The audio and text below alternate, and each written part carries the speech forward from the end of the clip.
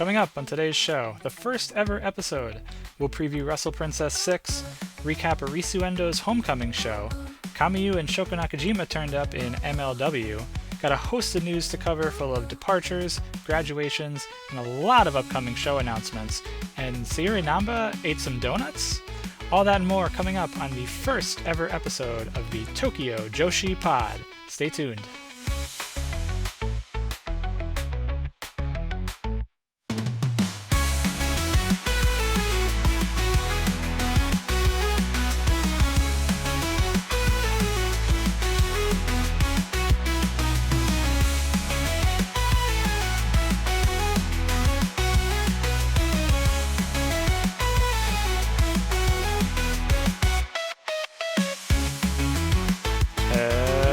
All you big children out there, konnichiwa, and welcome to the first ever episode of the Tokyo Joshi Pod. I'm your host Andy Zyke, and on today's show, we're going to preview Wrestle Princess VI coming up in just a couple of days, recap Arisu Endo's Homecoming show. There's a whole bunch of news to dive into, a departure, a graduation, a bunch of card announcements and match announcements. We're also going to talk a little bit about some of the graduates of TJPW, some that are wrestling over in the States, some that are just out there doing vlogs now in the States or in Canada, maybe. I'm really excited to chase a lot of those journeys and see what a lot of those alumni are up to. But first, I want to spend a little bit of time talking about the show itself, what it is, how it came to be, what I'm hoping it might become, maybe a little bit about myself if you're wondering who the heck I am. I've loved wrestling for a very long time. I recently fell in love with Joshi wrestling just a few years ago, actually, but really dove in headfirst with it and loved so many different aspects of it, from the athleticism to the strong style, the hard-hitting nature of it. I also really like that the drama is a little bit more realistic, and it's not necessarily that soap opera drama that you get from some of the Western companies, the United States-based companies. That's a lot of fun, but it's always nice and refreshing to have something a little bit more real and a little bit rooted in that realism. Of course, another big selling point is the comedy of it all. And if you're a fan of TJPW or you're interested in TJPW and checking out this show, you'll know, or you'll come to know pretty quickly, that TJPW is deep with comedy. There are so many colorful characters in the promotion, both literally and figuratively, and so many of the shows are fun and whimsical and zany, and that's what I want this show to be. I want this show to be something full of joy, something that we can chat about TJPW and deep dive into TJPW, all of the fun that comes with it. TJPW brings me a lot of joy, and I would really love to share some of that joy with fellow fans or with new fans alike. I'm aiming for the show to be a weekly release. Each episode is going to cover a lot of the news from the prior week, any sort of announcements that we might have.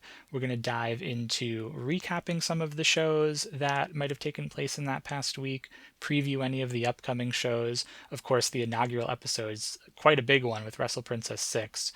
We're also going to look at some of the graduates of TJPW. I'm really interested to follow some of their journeys, whether it be the Yuka Sakazakis of the world, the Maki Itohs of the world, even checking in with Sayuri Namba. Love Sayuri Namba and love watching some of her content that she's been putting out. Really just going to take this for a test drive. We're going to see if we go around the block and drive right back onto the lot, or maybe we'll find a long road trip and we'll take this podcast out on the road together and have a great time with it. We'll see what happens. I'm really looking forward to creating this show, sharing it with all of you, and seeing what it can become. So let's kick things off by talking about some of the news and announcements from the last few weeks. Maki Itoh and TJPW jointly announced her departure from the company not too long ago. There's no news yet on what Maki's next move might be. Personally, I would have loved to have seen a graduation ceremony or some sort of a send-off match for Maki Itoh. I know we did get the match with Yuki Arai at the last Quaquin Hall show, but it would be great to know it's Maki's last match as we're watching it and not retroactively. I think the fans in attendance would have really shown her a lot of love, given her a lot of streamers, maybe even chanted her name. There's just something special when you know that the wrestler is leaving a promotion and graduating from the promotion. What's interesting, though, is I don't know if they ever used the word graduating. I think they just said contract expiration. So I don't know if that means that the door is still open for another contract or maybe some sort of a working relationship on major shows like the Wrestle Princesses of the world, the Summer Sun Princesses of the world. Maybe if Maki lands herself in America, she'll be able to take part in some of the American-based shows that TJPW puts on. Either way, would love to keep seeing Maki Itoh. Gonna keep our eyes peeled on where she lands next. TJPW also announced that Haruna Neko is going to be graduating from the promotion and retiring from wrestling altogether. As we know, Haruna is currently rehabbing her second major knee injury. Really, really tough to have a knee injury, come back from that knee injury, and then shortly thereafter injure your knee again and have to go through surgery again. I don't fault Haruna for having to make this decision and prioritizing what's best for her. I think at the end of the day, health is what matters most, and if she's made this decision on her own, more power to her. She will get a graduation ceremony, which is going to be taking place on the 27th of September, so really just about a week away now. It will take place at the Shinkiba First Ring. That holds a little bit of a special place for Haruna. It is where she debuted and had her debut match at the Shinkiba First Ring. So it'll be a nice full circle for her as she retires. Of course, you'll be able to throw paper streamers. There's going to be a meet and greet afterwards. So really looking forward to that show. TJPW also announced they're going to be holding their seasonal fan meeting in Shinagawa, the autumn version, on the 4th of October at Club EX. This is the typical location for these. These are the fan meeting events that take place after the show that happens earlier in the day. All the wrestlers usually get together. There's games, there's quizzes, there's trivia. I think last year they played bingo, which I would sign up for that easily. I would love to play bingo with Rika Tatsumi, Miyu Watanabe, Yuki Aino. That sounds like a blast. I don't know. It sounds like there might be some extracurriculars that would be involved, but it sounds like a lot of fun. It sounds like a way to jazz up a game of bingo. I don't know the last time I've played a game of bingo, but would love to do it with some of the TJPW girls. TJPW also announced the latest Inspiration show is going to be coming on the 19th of November at the Shinkiba First Ring. What's special about this is it's going to be Yu's first TJPW match in 7 years ahead of her retirement at the end of the year. Of course, we know Yu retiring in December made her start in TJPW, so again will be a nice full circle moment for her to have a little bit of a homecoming show with TJPW. From what I understand, TJPW is allowing her to pick her match, and the match that she's going to be taking part in is a tag team match. Yu will be teaming with Yuki Kamifuku, and they'll be taking on Shoko Nakajima and Miyu Yamashita. There's a handful of other matches on the show, one of which is going to be Rika Tatsumi and Gabaji-chan.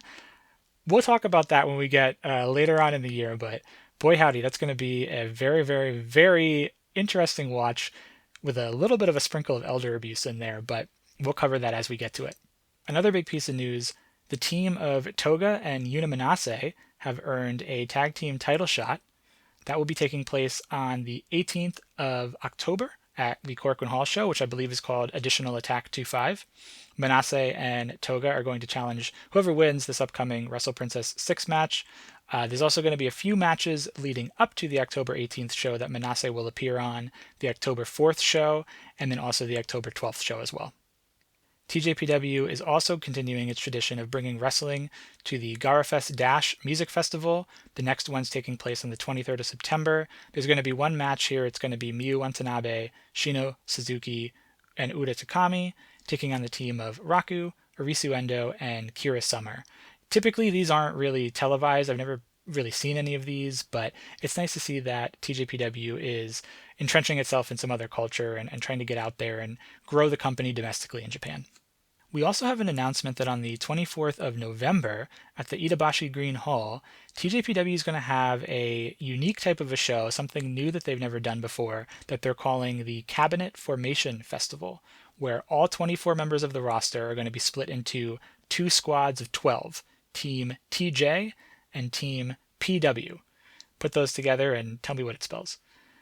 Miyu Yamashita is going to be away in Europe at this time, so unfortunately she won't be able to take part in this, but there's going to be two events in one day, a show for Team TJ and a show for Team PW, each having about 4 or 5 matches. The rosters are going to be decided later. Typically they do some sort of a YouTube stream or a video that they post on X or something.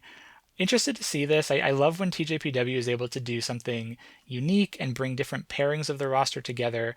I also wonder if downstream either of the teams will have some sort of a friendly competition or if there's going to be some sort of payoff between Team TJ and Team PW at a show down the road. Again, that show's on the 24th of November.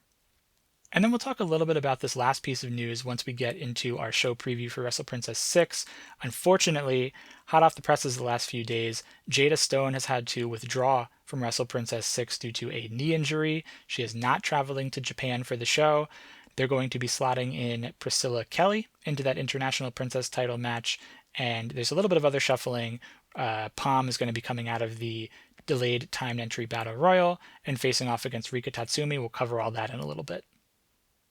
But before we dive into that Wrestle Princess 6 review, we have an event to talk about. And this one has quite the mouthful of the title. I Want to Save Everyone with a Smile, Arisu's Great Azawakamatsu Parade. This event took place on the 13th of September. It was, of course, Arisu Endo's Homecoming show. It took place at the Suragaja Gymnasium in Fukushima, Japan, which from what I can tell is a large local gymnasium. The attendance, 567 people. The last time that TJPW ran the venue was last year, September of 2024, where they had 462 people in attendance. So about a 100-person increase from 2024 to 2025. This was a pre-recorded show on Wrestle Universe, came in a little under 2.5 hours. Yuki Kamifuku and Shoko Nakajima were both absent as they were wrestling in MLW on that weekend. Also, Wakana Uehara was absent due to the lack of teeth that she had from Hyper Misao's errant knee that hit her in the face. From what I can tell, Wakana will be just fine for Wrestle Princess. She was able to get that taken care of. Doesn't seem to be any sort of issues leading into Wrestle Princess. The show opened with Rise Shirai giving her opening remarks and the house rules. There were a few local dignitaries that spoke before the show, and then the Up Up Girls came out and sang their latest song, Love Motto. They've been singing Love Motto quite a bit since they debuted it, similar to when they debuted Shrunken Idol Memorial, how they sang that quite a bit. I love when they kind of mix it up a little bit and add some variation to the songs, but I can understand their new song. They want to get that out there. They want to perform that quite a bit. I would imagine that they're going to perform Love Motto at Wrestle Princess as well, but typically for those larger shows, they do 2 songs, so maybe we'll get Love Motto alongside Upper Kick or something like that. Maybe even Stand Up Power of Love will come back. Love Stand Up Power of Love. Something that was really, really cool, though, about this venue was they had these really neat lights that were kind of showing all these different colors during the Up Up Girls performance. It continued on through the entrances as well, and that's something we don't typically get from a lot of the TJPW shows or a lot of the venues that they run. With TJPW having so many bright personalities and bright costumes and colors, it was really cool to see these lights kind of match up with the colors for the different girls and the colors for the different Up Up Girls as well. Something really neat. I wonder if we'll be able to see more of that. Obviously, we get it at the large shows, but on some of these smaller house shows, some of these smaller shows, they'll be able to do something like this as we go forward too. Getting into the card, the first match was a singles match between Kaya Toribami and Yuta Takami. Fairly standard opening match. I really love Yuta's energy and speed that she brings. She is probably one of the best fire-up competitors that I've seen in a really, really long time. It doesn't necessarily lead anywhere. A lot of times it just leads to her getting squashed again. But I always love to see some of Yuta's energy. They basically traded a lot of offense in this match back and forth. Kaya had a little bit of the upper hand. Uda ultimately submitted to the birdcage in 6 minutes and 13 seconds. There was some sort of giant sign that said it was a mayor's award that Kaya walked off with. I don't know if she actually won anything tangible or if she just got special recognition from the mayor, but no one else got anything quite like that. There were some other gifts and things that were given out, but no one got a giant sign. So the bird woman walked off with the mayor's award after this one.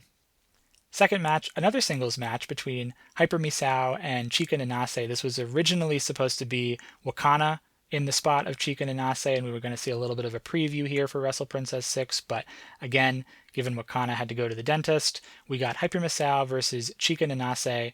Started off with Misao giving her typical pre-match mic performance, challenging Chika to show some of her strength.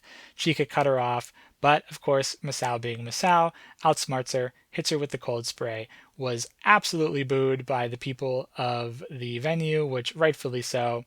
They end up wrestling outside where Misao wraps Chika in the ring skirt, tapes her to the ring post, almost gets counted out, but Chika's able to break free and she was able to hop back into the ring wearing the ring skirt. And it took about 2 to 3 minutes for the referee to get her completely unraveled from the ring skirt. I don't know if that was planned, but definitely led to some of that unintentional comedy that TJPW is so well known for. Misao was mostly in control for this match. Chica had a few hope spots throughout it, but ultimately tapped out to the chicken wing facelock at 9 minutes and 7 seconds. The third match, tag team match between Pam Harajuku and Raku Pam, against Himawari and Ren Kanatsu. This match definitely had a lot of those extracurriculars. Himawari and Ren Kanatsu came out first, and Himawari took off running towards this giant green mascot who is apparently called Kappa Green, insists that Kappa Green gets in the ring. The head on this mascot is way too big to fit into the ring. It takes them way too long. I don't know whose idea it was to get Kappa Green into the ring, but it didn't really, probably one of the, like that Cards Against Humanity card. Great in theory, kind of a mess in practice. This was a little bit of a mess in practice, and it wasn't the first or the only time we'd see Kappa Green on this show. Raku Pam came out next. They actually found their own mascot named Akabi. Thankfully, Akabi did not get into the ring. He remained outside of the ring, or it remained outside of the ring. His head was a lot bigger than Kappa Green, so probably for the better. We started off this with Fumarin absolutely booting Pam's scream to the other side of the gym. Raku Pam, of course, attacked at the handshake, as they always do. The mascot was still in the ring for all of this, actually tried to get involved in the match doing the Oyasumi Express and fell over and tripped. It was about time for Kappa Green to get out of the ring at this point, which he ultimately did. Pam rolled out, ended up orchestrating a impromptu mascot race on the outside, which classic TJPW. As the mascots were racing around the ring, Raku was karate chopping the heck out of her opposing mascot, ended up tying Himawari's hair braid around the neck of Kappa Green, and eventually, through all of this insanity, we got some solid tag team action. Pam ended up getting the win over Ren Kanatsu with the Pam de Justice at 9 minutes and 35 seconds. Always great to see a Pam victory. We don't get too many of those. The next match was a three-way match between Miyu Watanabe, Mihiro Kiryao, and Toga. Seems to be a little bit of a warm-up match for Miyu. It really seemed like almost like a 2-on-1 in a lot of instances, or really Miyu just fighting against two people and fending off two opponents. Miyu and Toga paired up first. Mihiro was just kind of there, directing traffic, doing the usual Mihiro shtick, trying to get involved as the everyman. She was able to squeeze in an apology at one point, actually hit a really neat double half Boston Crab, which was kind of cool to see. Everybody looked pretty good, but Miyu was always winning this match leading into Wrestle Princess VI. She ends up pinning Mihiro with the teardrop at 9 minutes and 47 seconds. Backstage, when Miyu was giving some of her comments, she said she's heading down the right path for Wrestle Princess. She called herself Miyu Dorella. Doesn't quite roll off the tongue, but Miyu Dorella heading into Wrestle Princess. She said her Cinderella-ness is rising more and more as the days go by. She even left her shoe at the interview booth. The one thing I really like about Miyu's backstage comments is that she always involves the reporters in some way. There's a little bit of a playful banter. The reporters never know what to say. It's very awkward, it's very uncomfortable, but it's also very funny. The next match, a 6-woman tag team match, the team of Aja Kong, always great to see Aja in TJPW, alongside Shino Suzuki and Suzume. Really one heck of a team there, against Kira Summer, Rika Tatsumi, and Yuki Aino. Rika and Aja start us off. Of course, Rika gets frustrated not being able to take down Aja Kong. She ends up knocking Shino Suzuki and Suzume off the apron, tries to go for Aja's tin can, but Fumarin is there to put a stop to that. Aja ends up getting the better of Rika, tags out to Shino Suzuki. We saw a lot of really interesting pairings in this match, namely Suzuki and Rika, Yuki and Suzume, a little bit of Yuki Aino and Aja Kong, which is something that was a little bit interesting. Things ultimately break down towards the end. Aja accidentally hits Shino with the tin can, but then Rika accidentally hits Yuki with the tin can. It all leads to Aja absolutely clobbering Rika Tatsumi with the tin can, and she ends up putting Kira Summer away with a lariat at 11 minutes and 2 seconds. In the semifinal, we had another singles match. A lot of singles matches on this card. Normally we don't get 3 singles matches from TJPW, but love to see it. Another singles match between Mizuki and Mifu Ashida. Also really neat because we hardly ever get to hear Mifu's entrance music. She's usually in a lot of tag team matches, undercard tag matches. So cool to see a singles match with Mifu Ashida. This is basically a tune-up match for Mizuki, similar to the Miyu Watanabe match. Probably a match between the two most bendy people that exist in TJPW. There was a lot of bending in this match, a lot of splits, a lot of awkward positions that I myself cannot bend myself into. Mifu's split leg drop is probably one of the more impressive moves I've seen in a long time, where she lifts her leg up high and then drops it down as a leg drop. Certainly something that I can't do. Overall, though, a fairly paint-by-numbers match. Mizuki wins. Mizuki, of course, was always going to win this match. She wins with the cutie special at 10 minutes and 19 seconds.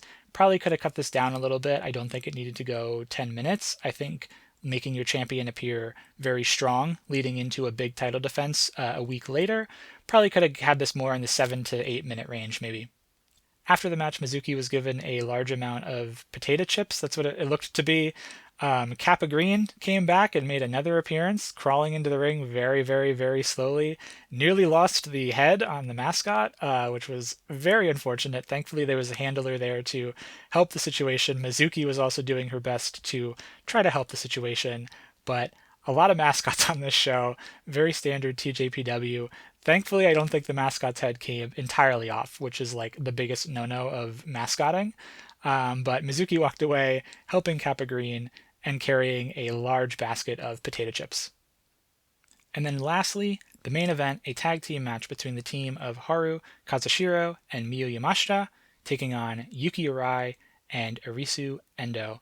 Arisu comes out first. She was actually carried to the ring by 3 large gentlemen.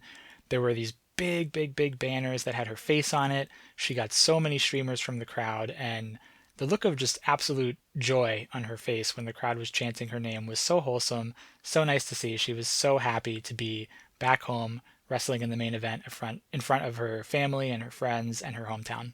Before the others came out, Arisu was given multiple flower bouquets, a couple gifts from some people. I'm not sure if they were family or friends or just maybe local citizens, but a really nice mini ceremony before the show, before everybody else came out.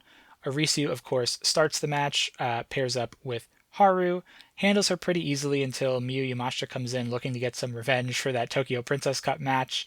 We didn't get a lot of Yuki Arai in this match, but I guess that kind of makes sense. The majority of the match were different pairings of Arisu Endo and Haru.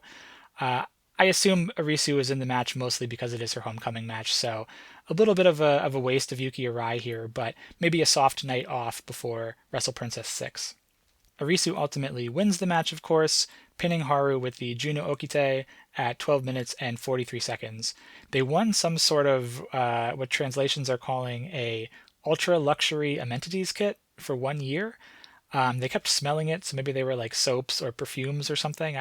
I don't know, but they really, really, really were happy about it, and that even kind of carried over into their backstage comments where Arisu said that she forgot to say a few things because she was so enamored with the smell of the ultra luxury amenities kit. So interesting prize. We saw, again, a lot of prizes on this show between amenity kits, potato chips, poster boards that had your mayor's award for Kaya. Kaya feels like she got a little bit gypped, but that's just maybe my opinion.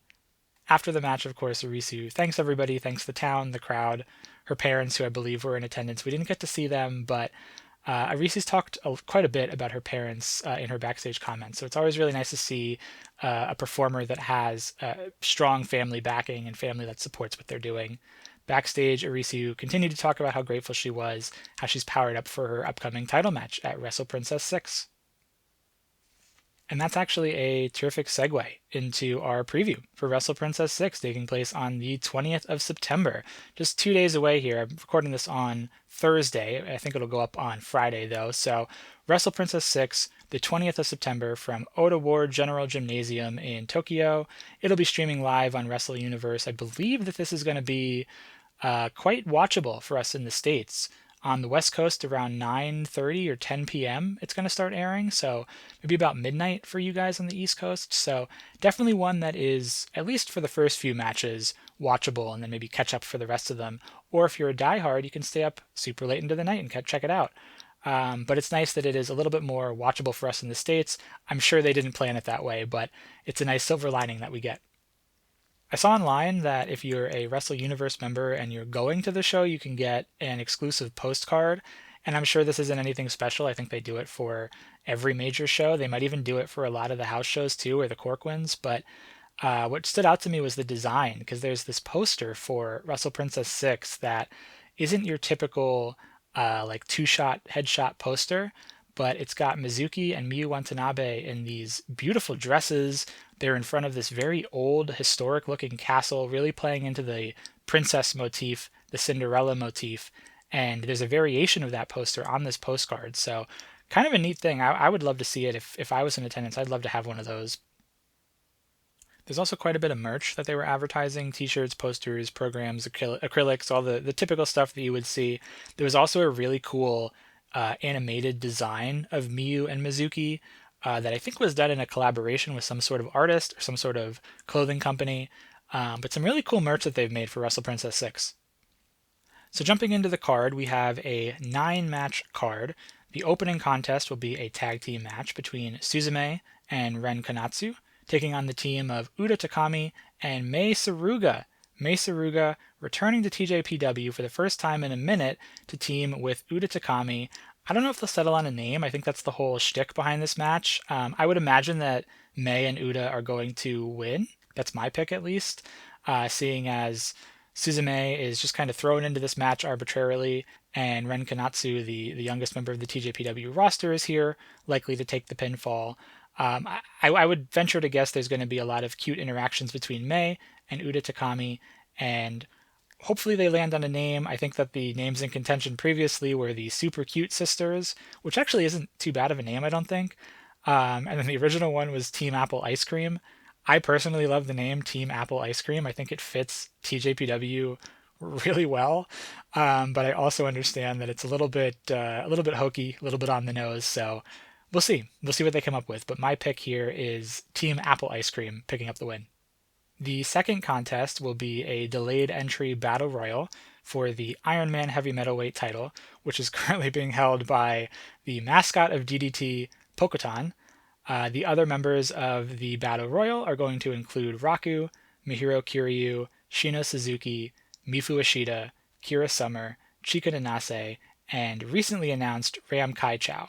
When I first saw the announcement that didn't have Ram in it, immediately I thought that it was a little bit of an odd absence, that Ram wasn't a part of it, so nice to see Ram was added at a later date. According to a lot of the information on the website, this match will happen regardless of whether or not Pokotan is able to keep the heavy metalweight title leading into the match. Of course, this title is traded like the 24/7 championship, like the hardcore championship of old WWE days. I imagine he'll keep it. I think it's a part of the shtick. I think that the belt will likely bounce around a little bit in this match. Maybe Mihiru wins it again, like she did in the last delayed entry battle royal. I think ultimately a TJPW girl is going to come out wearing the belt.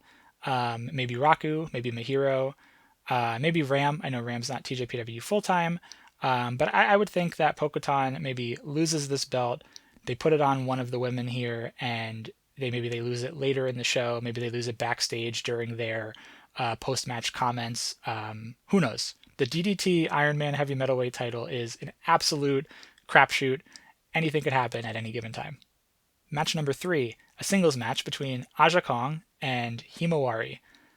Always good to see Aja Kong in TJPW. I think that she matches up really, really well with a lot of the personalities that the girls have. I'm a very big Himawari fan, and I just think she's going to get absolutely decimated by Aja Kong. Shoutouts to Himawari. Hope you do well, but I think this Saturday, the Sunflower is going to wilt. Match number 4. Another singles match between Rika Tatsumi and Pam Harajuku. This is taking the place of Priscilla Kelly, who has shifted into the International Princess title match, which we'll talk a little bit about in a few matches from now. There is apparently going to be some sort of a special stipulation put into this match. They haven't announced it yet, so maybe it'll be announced in the opening remarks during the show. I imagine that this is going to be fairly comedy-driven. So I'm assuming the stipulation will have something to do with that. Maybe we'll see some pool floaties again, some inflatables. Who knows? Again, anything could happen when we're talking about Pam Harajuku. I ultimately think Rika picks up the win, regardless of whatever the stipulation is. The next match will be a tag team match between the team of Hiroyo Matsumoto and Yuki Arai, taking on the team of Haru Kazushiro and Toga. And this will be the first time that Hiroyo is in TJPW, so really, really excited to see her here, see how she can perform with some of the TJPW girls. I was curious why Yuki Arai was slotted into this match, so I was doing a little bit of research. I saw that a few years ago there was a TV show that was on during Yuki Arai's idol days where the idols were trained as wrestlers, something like that, and one of the trainers was actually Hiroyo Matsumoto, so I guess it's a nice little first full circle moment as Hiroyo makes her debut in TJPW and teams with someone she's a little bit familiar with. I think given all that backstory, given how hot Yuki Arai is within this company, Arai and Matsumoto are likely going to pick up the win here against Taru and Toga. The sixth match, another tag team match between the team of Miyu Yamashita and Kaya Toribami, taking on the team of Ryu Mizunami and Yuki Aino. That's right, Yuki Nikki back together again. Really, really excited to see Rio back in TJPW. It's been a minute since we last saw her. I know that she won the Tokyo Princess Cup last year, and she was a little bit more of a frequent presence in TJPW this year, not so much, but really happy to see her come back. I think with her return, teaming with Yuki Aino, I think Team Yuki Nikki is the one that picks up the win here, likely pinning Kaya Toribami. She seems like the odd one out here in this match of 4. The seventh match, and we're getting into the meat of it now, the International Princess title match, currently vacant. The match between Arisu Endo and Priscilla Kelly. This will be Priscilla Kelly's first TJPW appearance since October 2018, so quite a long time since we've last seen Priscilla Kelly in TJPW. Obviously, she went on to have some success in NXT as Gigi Dolin, but I'm excited to see her come back. Personally, I would have loved to seen her take on Rika Tatsumi. I think that match would have brought a lot of punk rock energy. I do think even with Jada pulling out of this match, you could have kept Priscilla Kelly in the match with Rika Tatsumi, and instead maybe you slot Suzume here, and you have another match between the Daisy Monkey partners, and have Arisu go over Suzume and kind of bolster her win a little bit more. Spoiler alert for who I'm going to pick to win here. And maybe you just slot Palm in that opening tag team match if you need somebody to team with Ren, but overall here, Arisu Endo, Priscilla Kelly, still going to be a great match. Like I mentioned, Kelly's first TJPW appearance in quite a while. It'll be Arisu Endo's second shot at the International Princess title. She, of course, had her first shot earlier in the year against Suzume when Suzume was the champion. Kelly's first shot. Although Priscilla Kelly's last match in TJPW in 2018, she did fight for the Princess of Princess title. So she does have some championship match experience in TJPW, just not for the International Princess title. Endo, of course, coming off her massive run to the finals of the Tokyo Princess Cup. Really great performance, some really great matches from her against both of the Miyus, Yamashita and Watanabe, even though she did end up losing in the finals. I think that the company is really behind Arisu Endo right now. I think that she wins this. I even thought that she would win this prior to Jada Stone pulling out. I just think having a foreign wrestler win one of the biggest titles, I know they did it a few years ago with Max the Impaler, but I think you really need to have the right competitor who can come over often, wrestle often. Max was able to do that quite often. I don't know if Jada or Priscilla Kelly would be able to come over quite as often as Max used to. Either way, I think this is deservedly Arisu's time to win this belt. I'm really, really excited for the prospect of that. I'm excited to see who she's able to fight against once she does win this title. Whoever wins this will become the 15th champion. It will be the first time winning the belt for either of these two competitors. My pick, Arisu Endo, but one I'm really, really looking forward to. In the 8th and semifinal match of the evening, we'll see the Princess Tag Team titles on the line. The champions, Kiraku Kiyome, going up against the challengers, Uber Eats. Kiraku Kiyome have held the Princess Tag Team titles for 186 days. Of course, they won them back in March at Grand Princess. They are going to be going for their V4 defense. Their defenses have been against the team of Uber Eats in Las Vegas, Alexis Lee and Matcha, and then also, of course, Daydream, most recently at Summer Sun Princess. Uber Eats was able to get a second chance at the tag team titles when Uehara pinned Hyper Misao. To bolster their case for this, she got on the microphone and she said she has been growing a lot, teaming with Yuki Kamifuku, and they really wanted to try their hand again at winning these Princess Tag Team titles. Leading up to the match, Uber Eats has one preview tag match win, and Kyoraku Kiyome has 1 preview tag match win. Misao was actually able to pin Uehara in one of these matches, able to even the odds after Uehara pinned Misao. So coming into this match, we're a little bit even-faced here.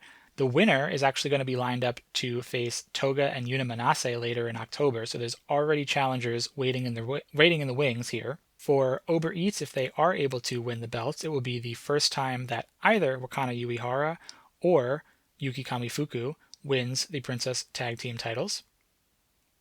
I ultimately think this is a coin flip. I'm leaning slightly towards Kyoraku Kiyome, mostly because we're going to see a new International Princess champion.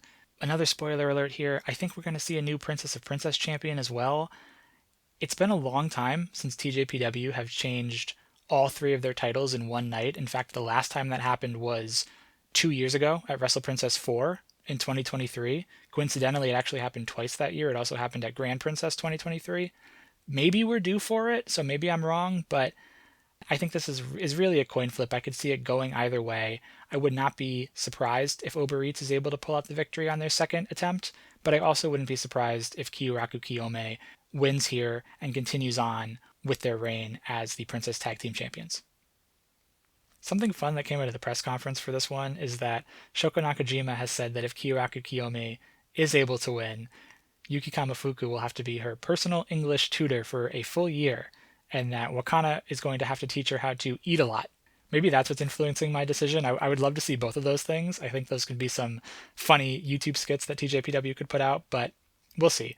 Again, I think it's a coin flip. I'm going to lean slightly towards Kyoraku Kiyome.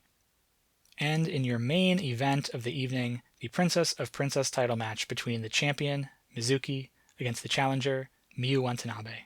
Mizuki has been the champion for 257 days. She won it at the January 4th show off of Miyu Watanabe. Mizuki going for her 4th defense. She's defended the belt against Rika Tatsumi, Miyu Yamashita, and most recently Yuki Arai at Summer Sun Princess. This will be the 3rd meeting historically between Mizuki and Miyu Watanabe. Mizuki is actually 2-0 against Miyu, so we'll see if this is the chance for Miyu to get a win here, or if Mizuki's going to pick up the hat trick and move to 3-0 against Miyu. Miyu, of course, the Princess Cup winner, what qualified her for this match. In the lead-up to the match, Mizuki was able to win both of the preview matches. One of them came alongside Kyoraku Kiyome. So Mizuki's got quite the momentum heading into this match. We'll see. I'm also thinking that this is a bit of a coin flip. I could see them going either way, but I am leaning towards new champion Miyu Watanabe in her 2nd reign, standing tall at the end of the night. And with that, let's talk a little bit about some graduates and alumni and some excursions that we've seen. We actually had an interesting excursion here for a couple of wrestlers, but first let's check in on a couple of our graduates. Yuka Sakazaki, doing her work over in AEW and Ring of Honor. I believe that she, recording this on a Thursday, I believe she's supposed to wrestle Janai Kai today or tonight on Ring of Honor TV. I don't know if those are aired in the evening time or if they go up during the day on the streaming service. I'm not really sure, but Yuka Sakazaki does have a singles match today against Janai Kai. It's a Pure Rules match, so a little bit of a tune-up for that Ring of Honor Women's Pure title tournament match that she's going to be having. I don't think there's been a date put to that yet, but I'm going to be looking for when the match between Serena Deeb and Yuka Sakazaki takes place in that tournament. I think that's going to be a really good one. I think the match with Janai Kai is actually going to be quite a good match as well. Janai does some really, really great work. So excited for both of these matches. Check them out on Ring of Honor if you have the ability to see it. We talked a lot about Maki Itoh already. I did a little bit of research just to see if there was anything out there. According to the Dramatic DDT website, she actually does have a couple of bookings upcoming.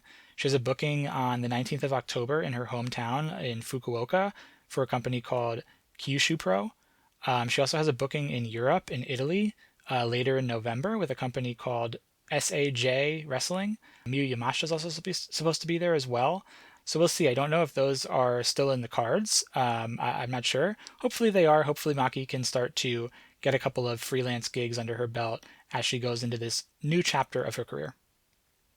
We did also get a video on Maki Itoh's social feed of her enjoying some of the latest offerings on the Japanese McDonald's menu. I wouldn't hate it if we get more of these videos. I think Maki's made like 3 or 4 of them up to this point. These little vlogs, these little check-ins, they've been a lot of fun. They're really funny. Of course, Maki's persona and character and charisma really shines through. So check them out if you have the chance. And the last graduate we'll look at today is Sayuri Namba. Namba has started up a YouTube channel called Nambancouver. It's a very good channel. She posts a lot of YouTube shorts of her vlogs and her travels as she experiences Canada for the first time. Most recently, she went to Best Buy looking for some electronics, and she also went to Tim Hortons for the first time and ate some donuts. These are some really good videos. She does add subtitles, so they are very accessible to those of you in North America or to those of you that speak English. Namba is another great character, somebody that I miss very, very dearly in TJPW. Loved seeing her at the Texas shows. Hope to see her on more TJPW America shows in the future. But if you have a chance, check out her YouTube, Nambancouver. We actually have an excursion to talk about as well.